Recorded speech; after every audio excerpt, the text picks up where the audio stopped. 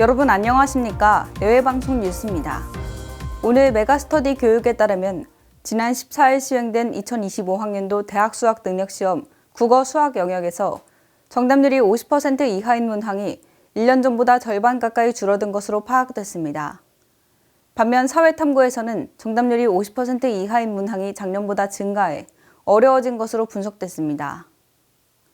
국어 수학 영역 변별력이 하락한 만큼 탐구 영역이 당락의 영향력을 발휘할 것이라는 전망이 나옵니다. 실제로 시험이 쉬울수록 하락하는 표준점수 최고점은 작년 수능 국어 150점, 수학 148점에서 이번에는 국어 137점, 수학 145점으로 각각 추정됩니다. 이에 따라 의대 중에서도 사회탐구 응시를 허용하는 것이 생긴 만큼 이번에는 사회탐구에서 받은 고득점을 바탕으로 의대에 합격하는 수험생이 적지 않을 것이란 전망이 나옵니다. 오늘 한국부동산원에 따르면 내년 서울 강남권 아파트 소유자의 보유세가 올해보다 20% 이상 오를 것으로 예상됩니다. 정부가 공시가격의 시세만 반영되도록 현시화율을 동결했지만 올해 들어 강남권 아파트값이 큰 폭으로 올라섭니다. 반면 작년에 이어 올해도 하락세를 이어간 지방 아파트 소유자의 내년 보유세 부담은 줄어들 수 있습니다. 올해 들어 9월까지 서울 아파트 실거래가 지수는 8.1% 올랐고 이후 지수가 하락하며 상승세가 꺾였습니다.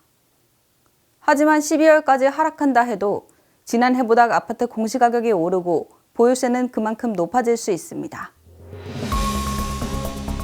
이어서 간추린 뉴스입니다. 오늘 오전 9시 30분쯤 경기도 수원시 영통구에 있는 한 전자제품 공장에서 불이 났습니다. 근로자 60명은 대피한 것으로 확인된 가운데 소방당국은 대응 1단계를 발령하고 진화 작업을 벌였습니다. 검찰이 경기도 법인카드를 유용한 의혹을 받는 더불어민주당 이재명 대표를 불구속 기소했습니다. 이로써 이 대표가 받는 재판은 5개로 늘어나게 됐습니다. 주요 20개국 G20 정상회의에 참석한 윤석열 대통령이 북러 군사협력을 중단해야 한다고 촉구했습니다. 그러면서 국제질서를 지키기 위해 G20 정상들이 결집할 것을 강조했습니다.